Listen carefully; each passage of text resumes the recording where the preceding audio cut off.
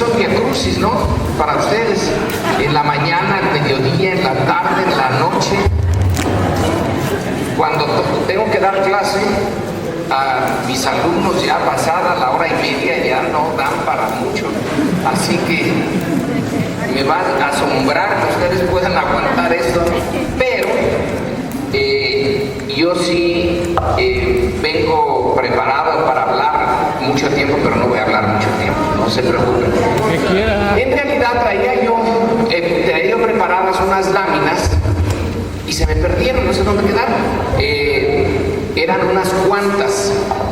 Las que están aquí son un chorizo interminable y del cual voy a echar mano en unas cuantas ocasiones. No les voy a pasar todas ni les voy a comentar todas, porque entonces necesitaría yo como hora y media. Así que esto lo voy a hacer relativamente corto. Van a ver que en algunas pues no las comento.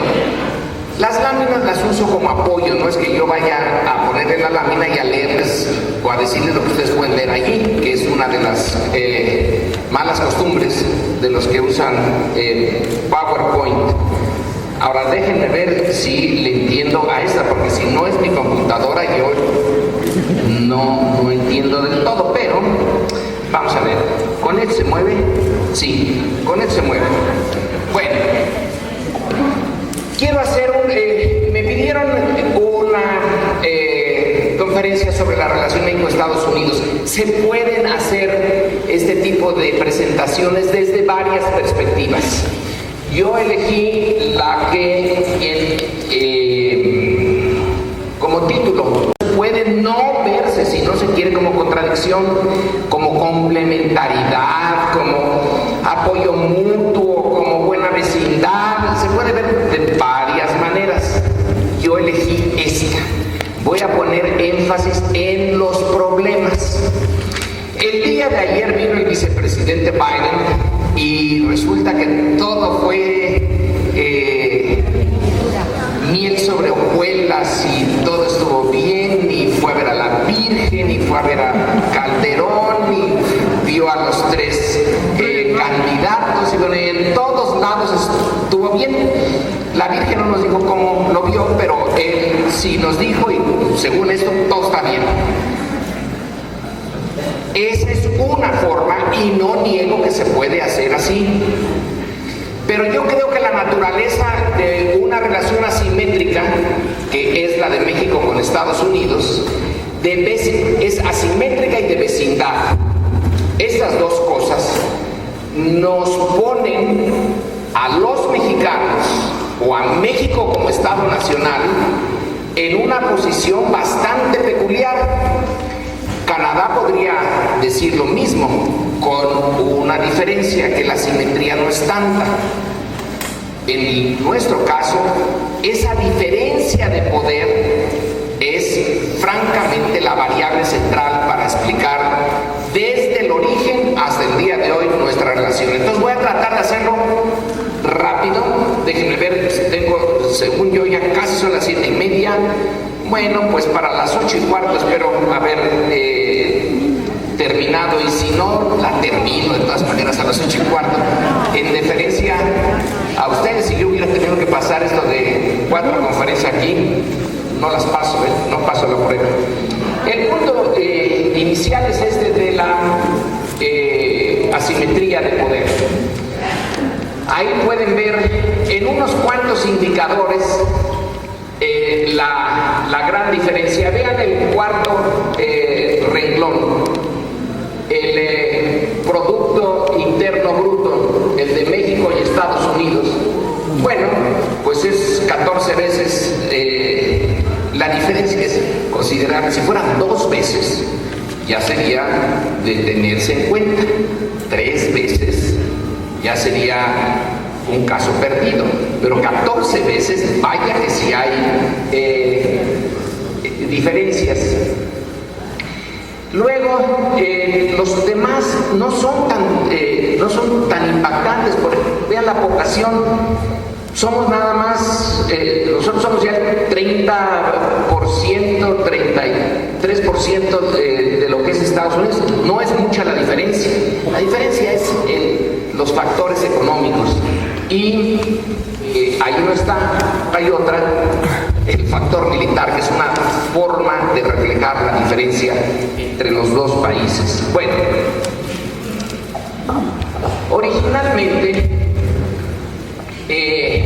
México, este es un mapa de inicios del siglo XIX, pues realmente estaba hasta allá arriba de la línea que queda del tratado Adams-Onis, que España firmó con Estados Unidos en 1819, en vísperas de la independencia de México. No van a alcanzar a ver muy bien porque, bueno, pues la distancia aquí sí es, habría que verlo más cerquita, pero pues no se puede. Pero hasta allá arriba, en California, llegando al Oregón, ahí estaba México. México en realidad en algún momento tuvo frontera con Rusia. Eso es algo que a veces no lo captamos, pero era como mapa era fantástico. El fuerte Ross de los rusos y Sonoma, que no Sodoma, Sonoma, estaba el general Vallejo con la friolera de 15 soldados mexicanos, que era una fuerza, era lo más que México daba. Y, bueno, aquí está, a ver, si no le saco. Con esta se podía dejar ciego a alguien, ¿no es así? Pues, ¿cómo se le hace esto? A ver, ¿en este? Bueno, entonces andaba por aquí. Por ahí andaba el fuerte Ross y Sonoma. Entonces, México en el inicio es una zona enorme y los Estados Unidos estaban concentrados aquí en la costa del Atlántico. Luego lo que viene es la expansión.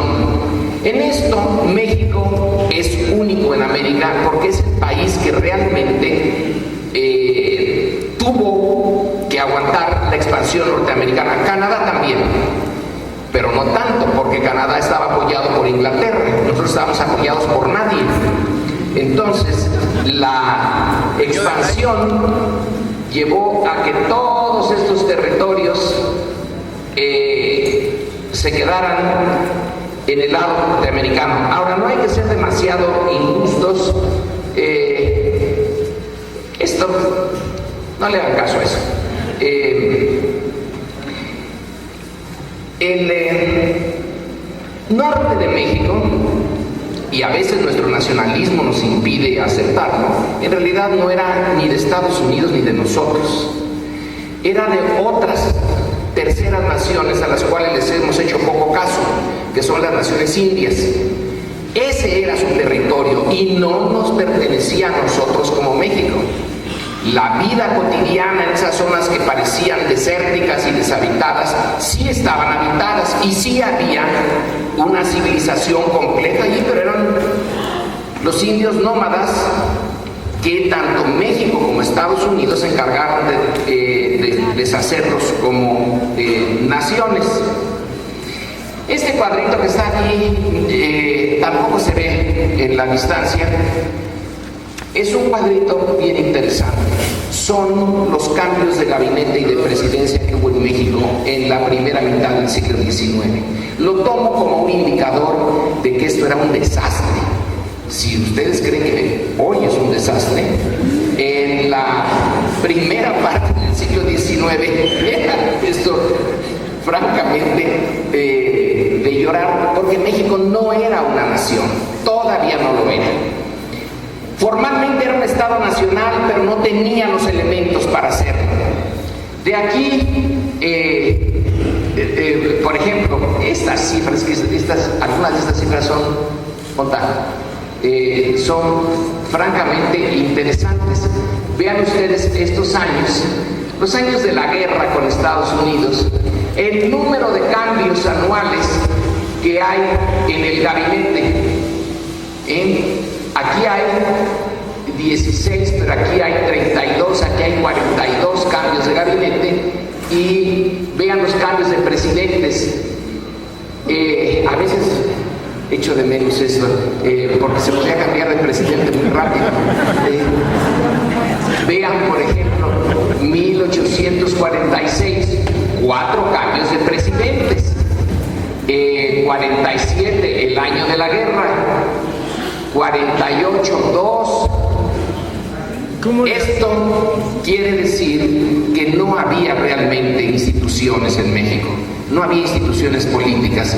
Si podemos cambiar en un año de esa manera en medio de una guerra, bueno, pues quiere decir que nuestra relación empezó entre un Estado que todavía no era una gran potencia, pero ya era un Estado, ya era una estructura política seria, y nosotros, que no éramos ni Estado, ni nación, ni nada que pudiera considerarse digno de ese nombre, éramos un conjunto de unidades locales con economía, sociedades, culturas, gobiernos e intereses locales. Muy pocos tenían la idea de una nación. Este es otro mapita. De aquí, bueno, este se ve mejor, ¿no? Aquí ya se ve, este es lo que había, la línea donde los españoles trazaron la frontera, y todo eso es el territorio que se fue. Y este cachito de aquí es lo que se fue después de la guerra del 46 al 48, esta es la Mesilla. Que a veces mis estudiantes no saben exactamente qué es Mesilla, pues lo vieron Mesilla, pues, camilla, sillilla, algo chiquito. Pues no, señor, era un buen trozo de territorio. Este es el último territorio que se perdió. Bueno, entonces la primera mitad del siglo XIX es un choque por una razón tan elemental, pero tan fundamental. Es el choque por el territorio. Luego va a ir perdiendo sentido esto. Estados Unidos ya no va a necesitar más territorio. Completa lo que es su expansión de océano a océano. A los ingleses les quita esto. Los ingleses tampoco, ellos ni se preocupan. La verdad es que por algún momento dijeron, bueno, a lo mejor entramos en guerra con ellos por el Oregón. Pero luego no vale la pena, tenemos tanto. Tenemos la India, tenemos Asia, tenemos tal cantidad de cosas que no vale la pena pelearse. Así que los americanos aquí se expandieron sin grandes problemas. Yo no podría decir que aquí también se expandieron sin grandes problemas, porque la guerra fue realmente muy unilateral. La pérdida de todos los combates, excepto el primero, probablemente ese que se da entre el río Bravo y el río Nueces, ahí en Matamoros. Después todos fueron en contra nuestra. Bueno, entonces esa es la primera etapa. Dije que no iba a usar todas las láminas, pero estoy viendo que las estoy usando. Esta es una posibilidad, solo una posibilidad, para que no nos sintamos tan mal. Esto también se pudo haber ido, porque existió la posibilidad, había un Movement for All Mexico en Estados Unidos que decía, pero ya para qué nos salimos, pues ya estamos aquí, qué pérdida de recursos, vamos por lo que queda. Y luego andaban por ahí pidiendo, ¿qué tal si nos quedamos? Bueno, Chihuahua no está tan mal, la Baja California toda, pues está interesante, no hay nadie.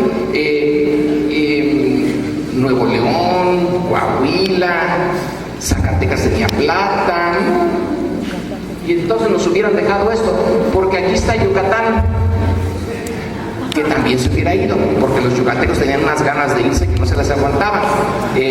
Los yucatecos le pidieron a los ingleses, a los españoles, a los americanos, que si porfa les echaban una manita ahí, porque tenían un problema enorme, los indios mayas, las rebeliones. Es que México no era realmente un país, era un conjunto de sociedades locales. Bueno, pero entonces podemos ver el vaso medio lleno o medio vacío. Pues se fueron un montón de territorio, pero no se fue todo el que se pudo haber ido. ¿Y por qué no se llevaron esto? Si ya habían ganado. Y así la gente de Monterrey ya no tendría que pasar la frontera, y si no, podrían irse a Padre Island como parte de un viaje interno. No se lo llevaron porque había ahí algo que defendió a México: la demografía, la presencia de mexicanos. Allí había mexicanos, y eso sí que no lo querían. Querían el territorio, pero no los mexicanos.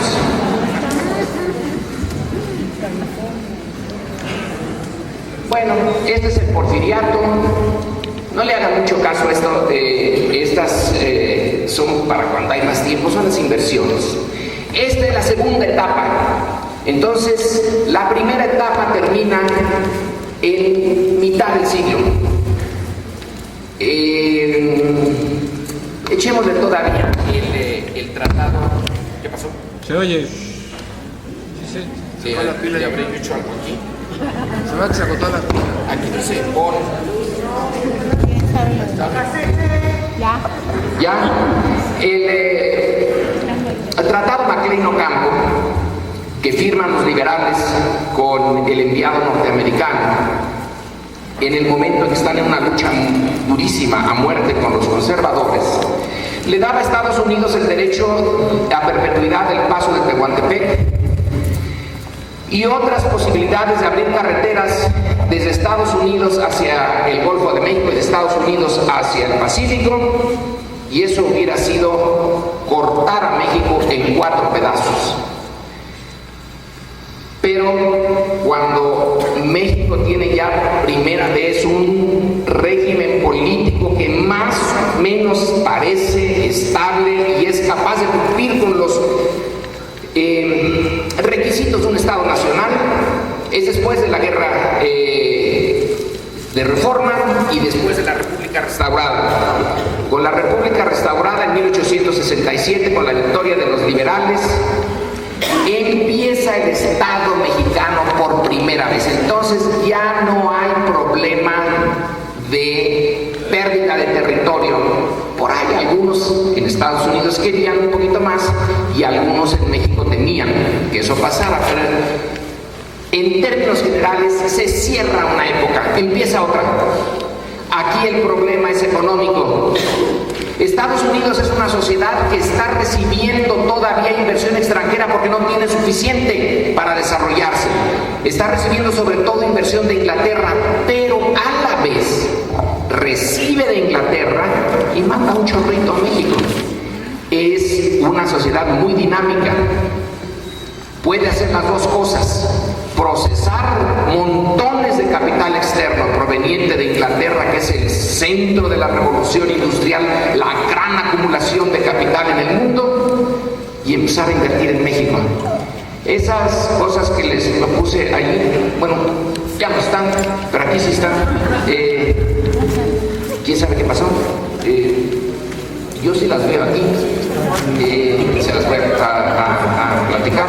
Aquí está el total de inversiones en deuda pública, banca, ferrocarriles, servicios públicos, minas, bienes raíces, industria, comercio, petróleo, y la inversión extranjera al momento de terminar el porfiriato, porque estos son cálculos que no les hagan mucho caso porque se contradicen.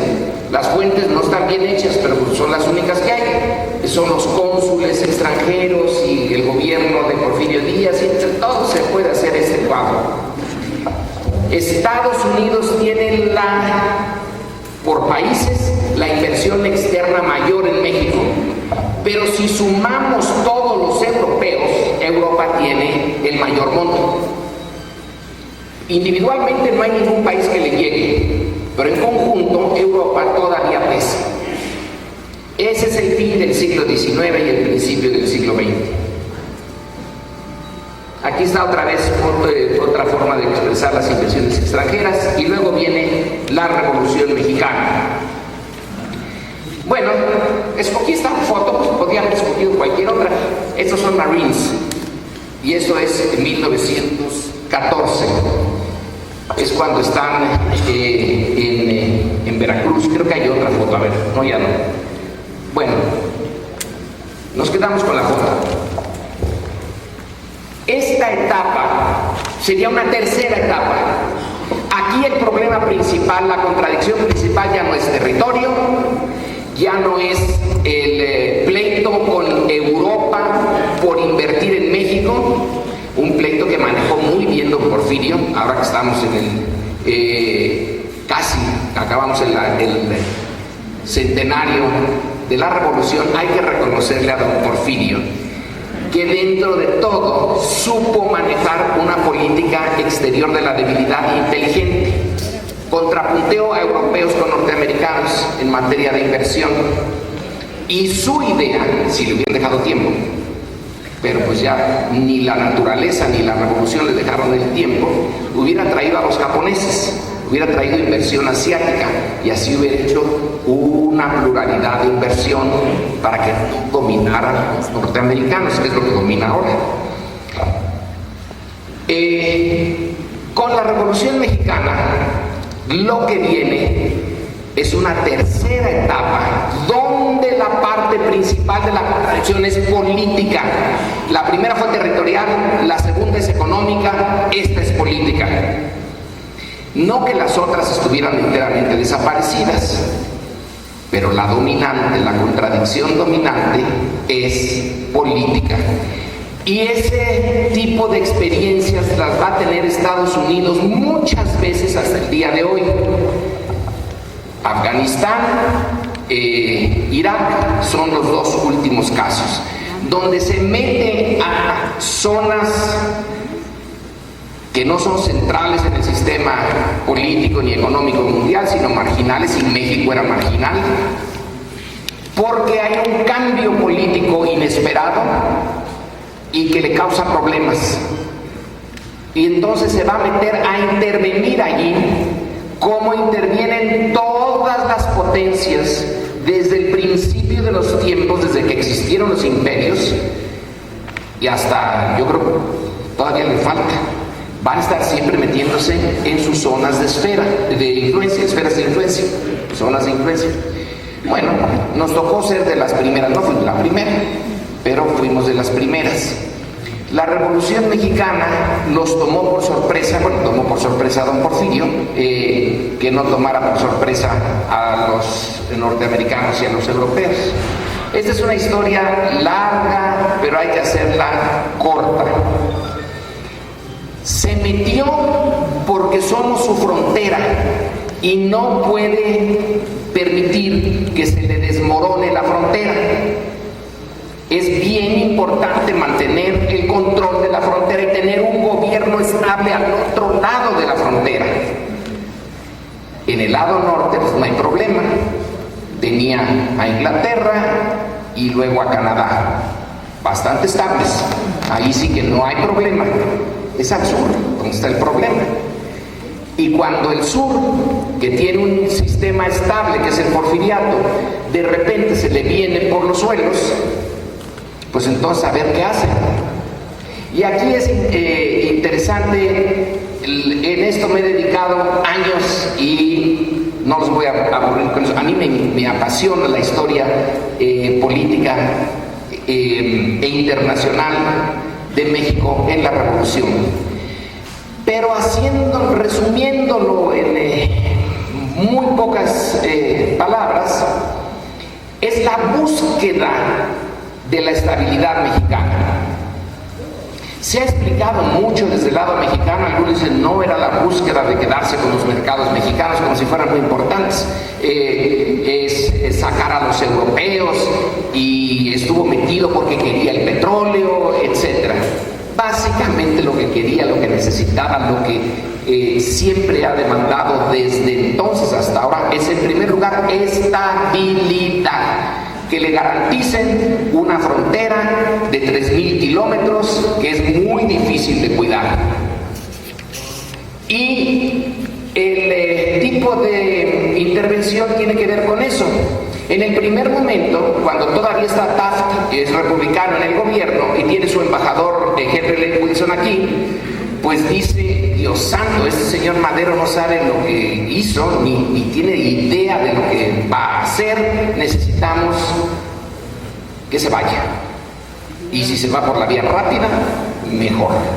Y que regrese, si ya no puede regresar don Porfirio, pues qué lástima, pero alguien muy similar, un militar, una mano dura. Por otro lado, hay otro Wilson, que no hay que confundirlos, son coincidentes, que es el presidente Wilson que va a entrar en 1913 y que es muy sofisticado. Es un profesor de ciencia política, a lo mejor por eso. No es por nada, pero algo tiene. Y que tiene esta idea. Mi principal interés en México es la estabilidad. ¿Cómo voy a lograrlo? No lo voy a lograr poniendo a Victoriano Huerta, no voy a lograrlo haciendo otra dictadura. Las dictaduras por definición son débiles porque a la larga no saben cómo resolver el problema de la sucesión, que es lo que le pasó a don Porfirio. Uno que llega por la espada se va a salir por la espada. Entonces necesitamos institucionalizar a México. Por eso, con muchas dificultades, etcétera, va a terminar por apoyar a Carranza. En algún momento quería apoyar a Villa, pero francamente era muy difícil. Entonces apoyó a la facción revolucionaria más moderada. Y la apuesta yo creo que le salió muy bien, porque el resultado va a ser un régimen estable, autoritario, pero estable, que va a ser, en realidad el PRI llega al poder desde 1916 con Carranza. No se llamaba PRI todavía porque no había necesidad, pero llega Calles, ¿no? Entonces ya está en el poder, ya se hicieron de Zapata y de Villa, y el resultado en el largo plazo, en 29 nace el PRI por accidente, porque les matan a Obregón. Pudo haber nacido antes, pudo haber nacido después, no se necesitaba que naciera en el 29, nada obliga a ese año. Pero lo que sí es un hecho es que las bases del sistema autoritario están en 1916-17 con la nueva Constitución, y ese es el régimen al que Wilson reconoce. Reconociendo a los Estados Unidos, le da un apoyo que además tiene lugar durante la Primera Guerra Mundial. Al concluir la Guerra Mundial, Estados Unidos es la gran potencia. La Revolución Mexicana se inicia cuando Estados Unidos todavía no es la gran potencia. Termina cuando ya es. Así que no solamente somos vecinos de un país poderoso, somos vecinos de la primera potencia del mundo. Y esa potencia no se puede dar lujos de tener países en desorden. Va a ser muy complicada la relación con Carranza, luego con Obregón, los acuerdos de Bucareli, etcétera, pero en los años 20 se llega al acuerdo. Déjenme pasarle un poco más y no hagan caso de lo que vean.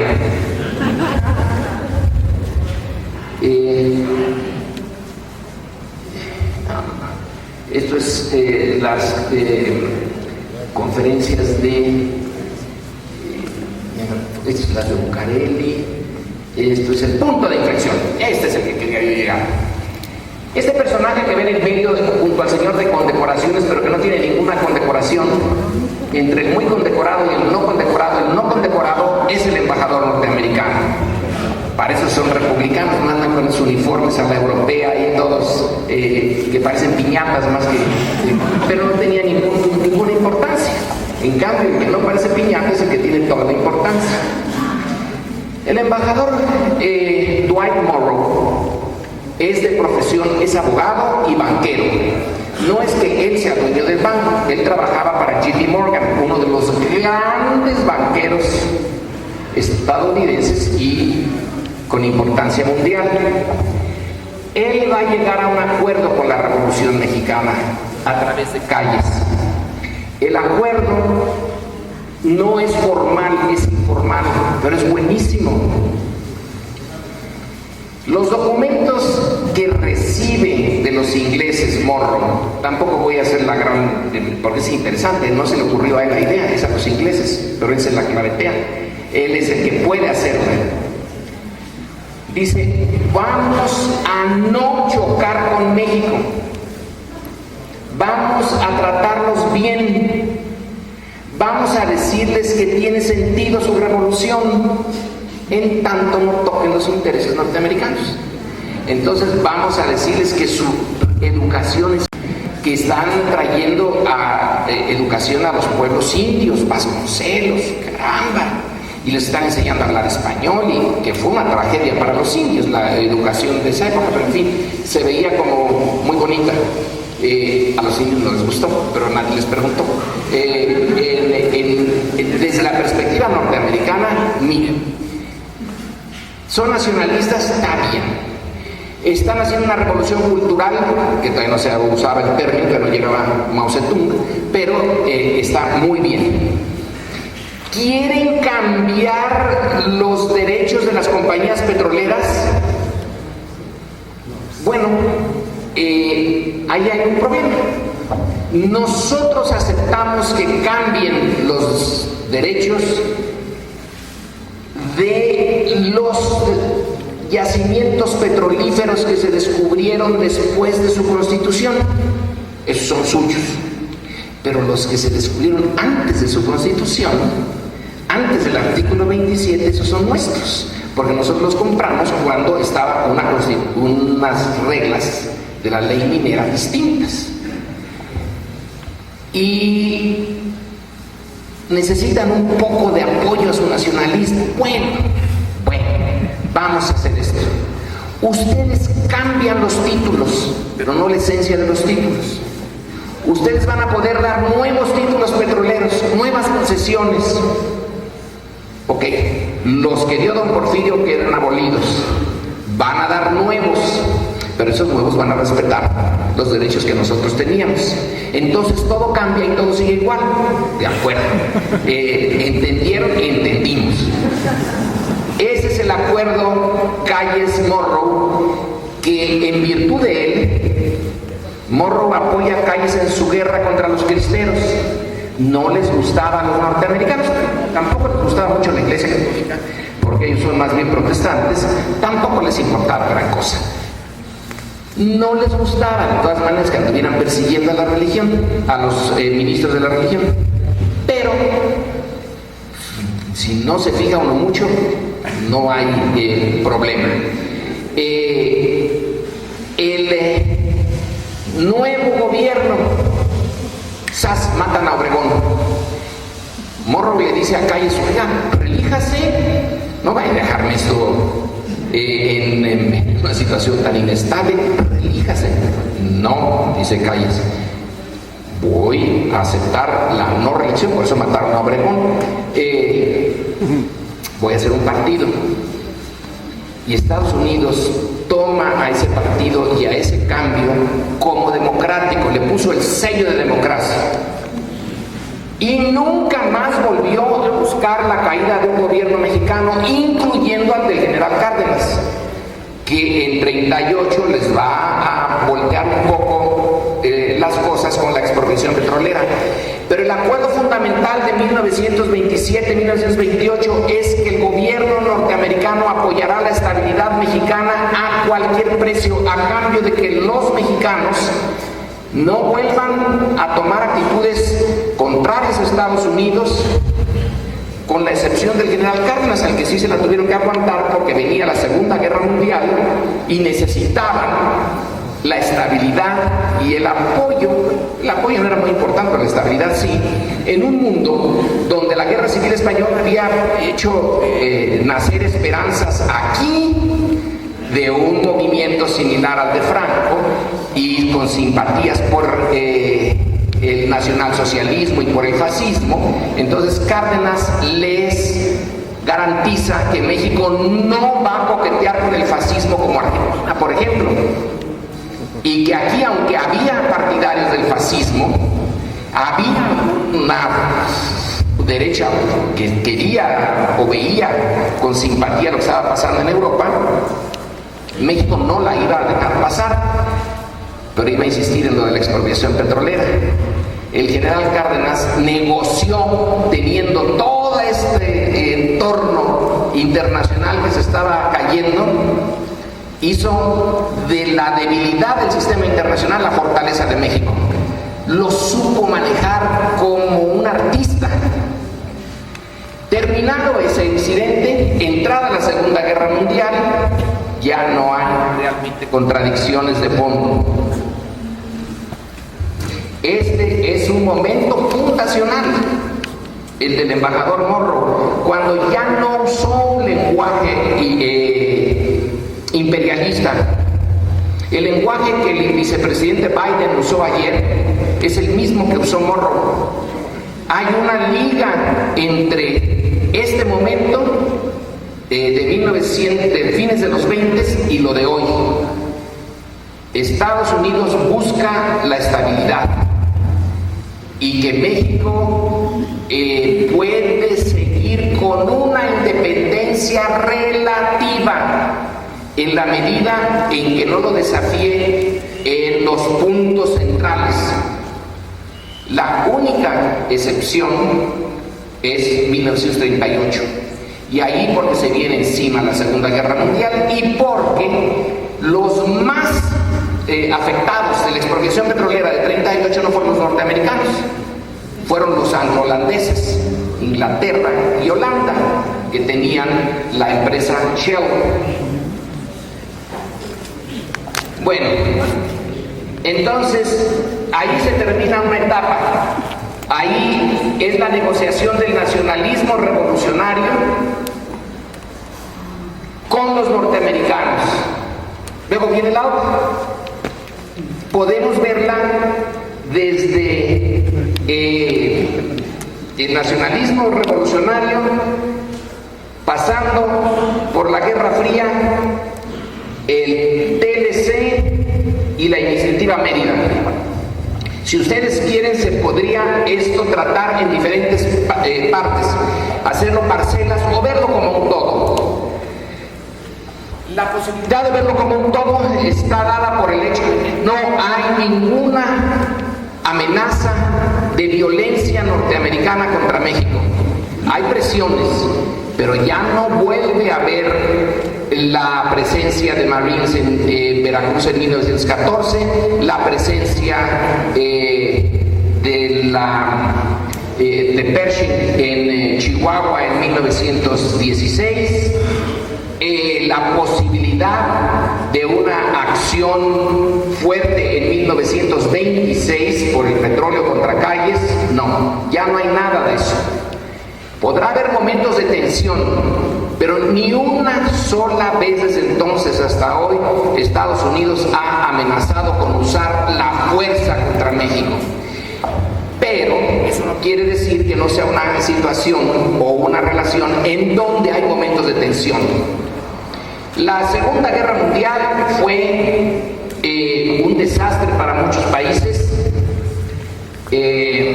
Aquí ya me salté la Segunda Guerra Mundial. Bueno, es por andar jugando con estas cosas. La Segunda Guerra Mundial es el momento de alianza de México con Estados Unidos a fondo. Puros acuerdos hay entonces. El primer acuerdo comercial, el acuerdo para poner fin a la deuda externa que México tenía, el acuerdo para llegar a que también se finiquitaran las reclamaciones que Estados Unidos tenía contra México por los daños que había sufrido durante la revolución. Eso también se acaba. El acuerdo de cooperación militar, el acuerdo bracero, todo eso tiene lugar durante la Segunda Guerra Mundial. Y México termina esa guerra, que fue un desastre para muchos países. Para nosotros fue una guerra perfecta. Mejor no hubiera podido ser. México nada más mandó su escuadrón de caza 201 al Teatro del Pacífico, perdió unos cuantos pilotos, como una tercera parte fue por el entrenamiento, y luego los otros sí fueron porque, o sea, ahí sí. Y el escuadrón 202 nada más perdió pilotos por entrenamiento porque nunca llegó al teatro de guerra, se les acabó la guerra antes de poder llegar. Es la única pérdida directa militar mexicana en la Segunda Guerra Mundial, que si se perdieron, ¿cuántos? 50 millones de personas, pues nosotros no alcanzamos ni el punto 0,0000000, pero ganamos un montón en acuerdo con Estados Unidos.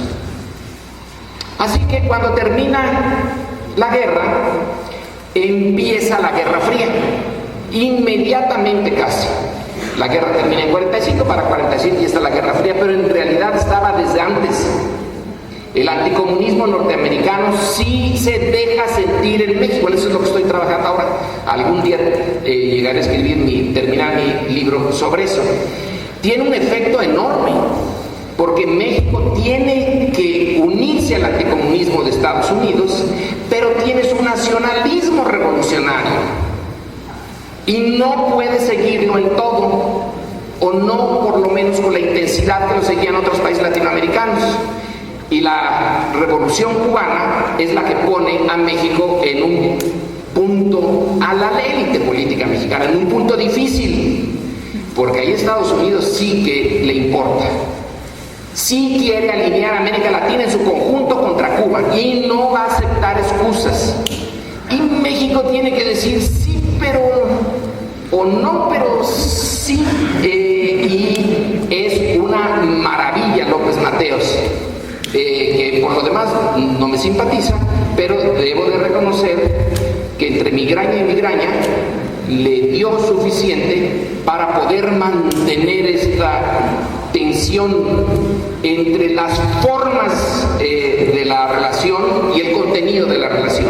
En el contenido, México es tan anticomunista como cualquier país latinoamericano, en las formas no. Y la forma más importante es mantener la relación con la Revolución Cubana. Es una relación formal, porque no tiene ningún contenido sustantivo, no hay comercio, no hay intercambio de inversión. Bueno, México podría haber tenido alguna inversioncilla, como durante la época de Salinas se intentó. Algo de teléfonos, por cierto, en Cuba, pero nada, no hay nada. Y cuando la crisis de octubre de 62, entonces México sí tiene que abiertamente decir: estamos con Estados Unidos y no hay vuelta atrás. Pero le dejaron cierta libertad, sí, a condición de que controlara la izquierda mexicana. La izquierda mexicana está completamente controlada por las buenas y por las malas. Se usa lo mismo la cooptación que la prisión, que el asesinato. Estados Unidos sabe que aquí no va a pasar nada. Que la embajada soviética existe, sí. Que la embajada checa existe, sí. Que están más vigiladas que todo está vigilado. Entonces, la embajada cubana, bueno, desde luego, está archi super ultra vigilada. Los viajes a Cuba, etc. No hay ningún problema. Y la Guerra Fría pasa teniendo efectos indirectos importantes en México, porque si de por sí es una sociedad conservadora, casi reaccionaria, así en los valores dominantes en este país desde siempre, se acentuaron. La prensa fue anticomunista, la televisión fue anticomunista, al Partido Comunista se le vigiló. Yo creo que había más vigilancia del Partido Comunista que cuadros del Partido Comunista en México. Y esta parte sí tuvo efecto aquí. La derecha se fortaleció dentro del PRI, en realidad no necesitaba del PAN.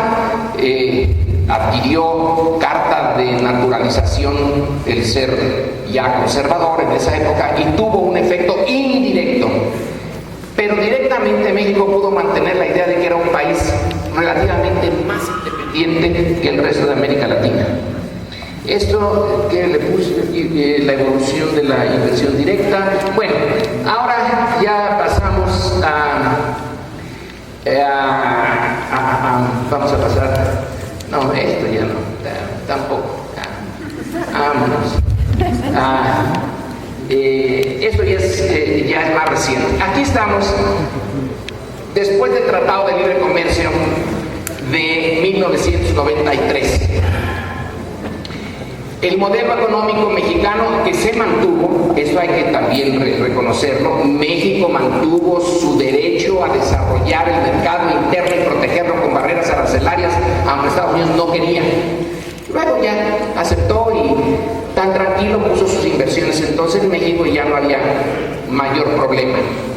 Pero cuando ese modelo se viene abajo, cuando se destruye en 1982, entonces Estados Unidos tiene que entrarle al kit, tiene que darle préstamos a México, tiene que apoyarlo directamente y a través del Fondo Monetario Internacional, y no quiere inestabilidad en México, por eso lo va a apoyar. Y lo va a apoyar a fondo. Pongan el otro ejemplo de la Argentina cuando falló. La dejaron sola y hay que se hunda. A México no le podían dejar así. Es la otra cara de la moneda. Tenían que apoyar al régimen a fuerza para mantener la estabilidad. Entonces aquí vean ustedes, esta es una gráfica bien bonita, ¿no? Porque la parte azul es la inversión norteamericana en México y la parte rojita es la inversión mexicana en Estados Unidos, que también teníamos. Alguien andaba invirtiendo en Estados Unidos, no sé quién, pero yo supongo que es la fuga de dólares para Estados Unidos. Pero aquí se ve otra vez de una manera clarísima la simetría. Ellos invierten aquí, nosotros, bueno, pues van a ser también los que compraron, pues los departamentos de Pasteur ¿cómo se llama? A lo mejor son algunas de esas inversiones. El comercio. Entonces, el TLC es comercio. Se destruye el modelo antiguo, ya no hay nacionalismo revolucionario. Es otro PRI, es otra forma de hacer el intercambio económico con Estados Unidos por la vía comercial. Entonces las exportaciones y las importaciones, fíjense, allí uno de nuestros problemas con el antiguo modelo es que les importábamos mucho a Estados Unidos en términos relativos y exportábamos muy poco. En este modelo es al revés. Ahora México exporta más de lo que Estados Unidos le exporta a México. Eso diríamos, caracoles, ahora sí hay superávit. No, porque con los otros países tenemos déficit. Entonces ya no hay tanto superávit, pero con Estados Unidos sí hay superávit. Estamos exportando, bueno, en 2009 se cayeron todo, porque pues 2009 tiró todo, pero luego va a volver a subir. Bueno, aquí está la simetría, otra vez, esta simetría es fantástica. Ahí está el círculo de este lado, del lado derecho. Lo que le importa Estados Unidos a México, vean, ahí está, es el 12% de su comercio exterior, es la parte verdecita de allá. En cambio, lo que nosotros importamos de Estados Unidos y exportamos a Estados Unidos es el 80.5%. Casi ningún país del mundo tiene este tipo de exportación. Que yo sepa, somos los únicos que tenemos tan concentrado en Estados Unidos nuestro mercado. Pero fantásticamente, ahora, alguien puede decir, bueno, durante la Segunda Guerra Mundial estaba igual. Sí, era la Segunda Guerra Mundial, que tenía que empezar y acabar. Esto no se va a acabar, al menos no sabemos cuándo se acabe. Esta es la nueva dependencia. Pero es formidable, ese 80.5 es del 2010 la cifra, y es tomada de las fuentes norteamericanas, que a su vez la toman del Banco de México. Pero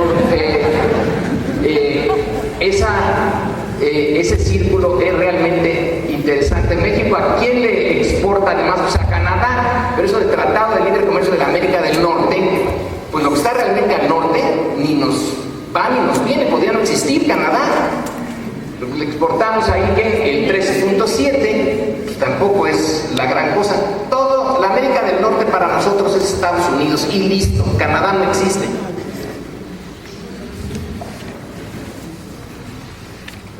Este es el otro punto. Esta es nuestra otra exportación. Exportamos bienes, exportamos gentes. Y ahí está una exportación que es el problema. Ahorita es uno de nuestros grandes problemas. Esta presencia de mexicanos y descendientes de mexicanos.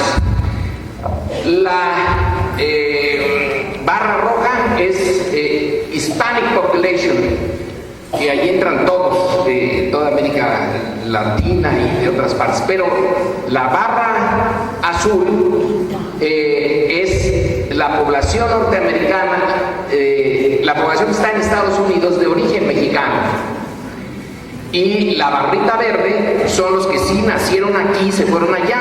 Los otros son hijos de los que se habían ido antes y ya nacieron allá, pero el censo los puede detectar. A los hijos de migrantes viejos que ya nacieron allá pero mantienen su característica de ser de origen hispano, pero no se han mezclado suficiente. Entonces, de toda la población de origen hispano que hay en Estados Unidos, pues la principal es la mexicana, y poquito menos de la mitad de esa de origen mexicano es de mexicanos nacidos aquí. Quiere decir que nuestra población, el 10% de los mexicanos nacidos aquí están allá. Este es un problema político, cultural, económico. Demográfico. Aquí está también otro resultado, las remesas que vienen de Estados Unidos para México. En 2009 bajaron, pero luego volvieron a subir. Ahorita ya está la otra barrita, ya estaría un poquito más arriba de la de 2010, serían ya un chirris para arriba. Bastante. Nos viene, este es el resultado en dólares de nuestra exportación de personas.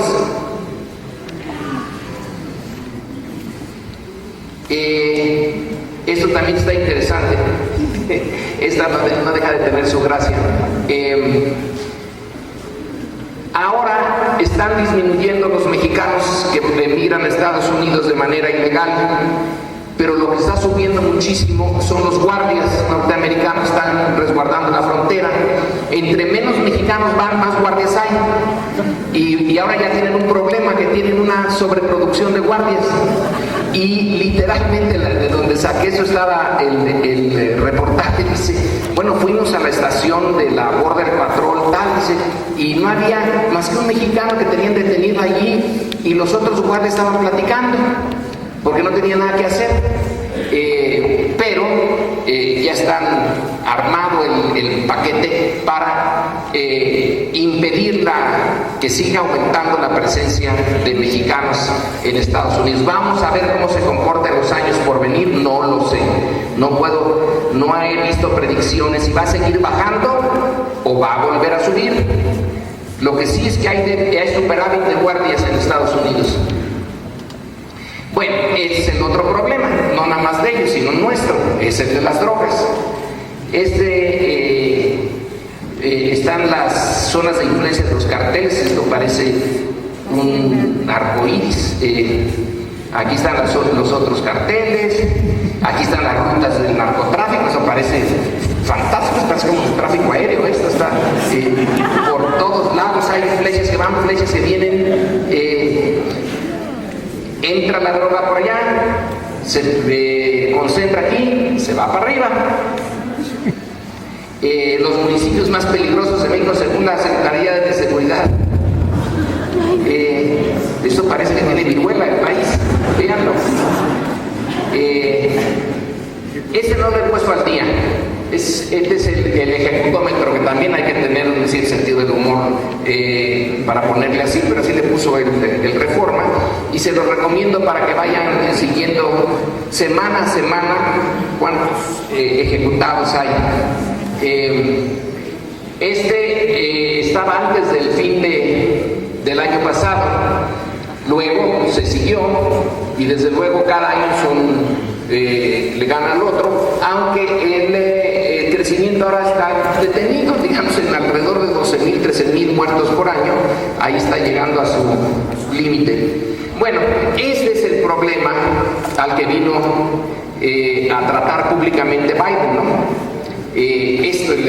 Ya no trataron tanto el problema de la migración, no trataron el problema del comercio, no trataron la posición de México en Naciones Unidas. Pues, ¿cuál posición? Si ya no tiene posición en la OEA o eso, que eran problemas antiguos, cuando México disentía de Estados Unidos en los foros internacionales.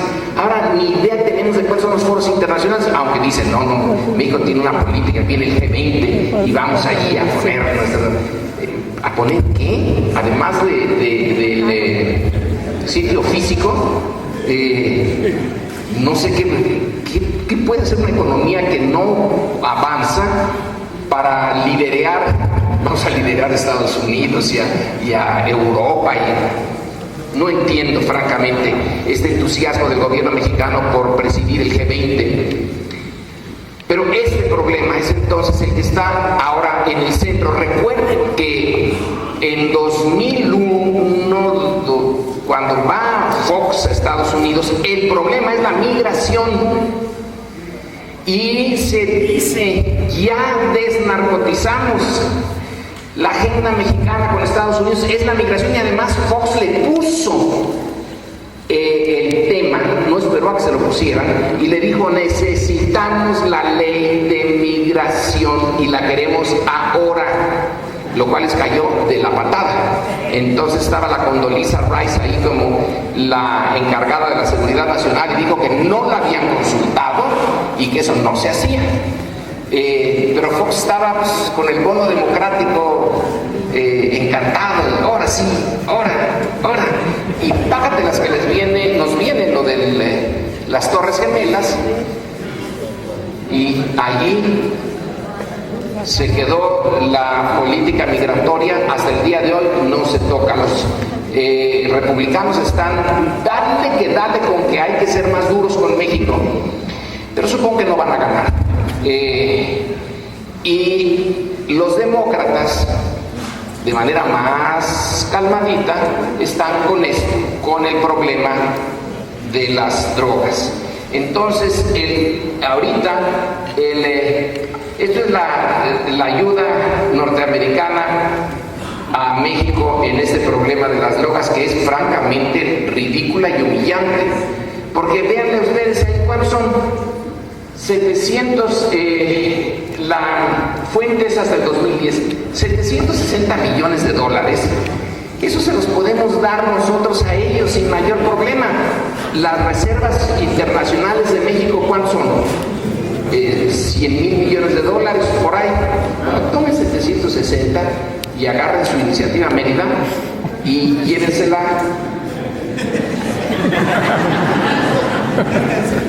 por algún lado. Es nada comparado con lo que México gasta en su sistema de seguridad, que son alrededor de 10,000 millones de dólares al año. El ejército está ahora cada vez requiriendo más recursos, la armada más recursos, la policía federal más recursos. Estamos gastando una buena cantidad de recursos en esto.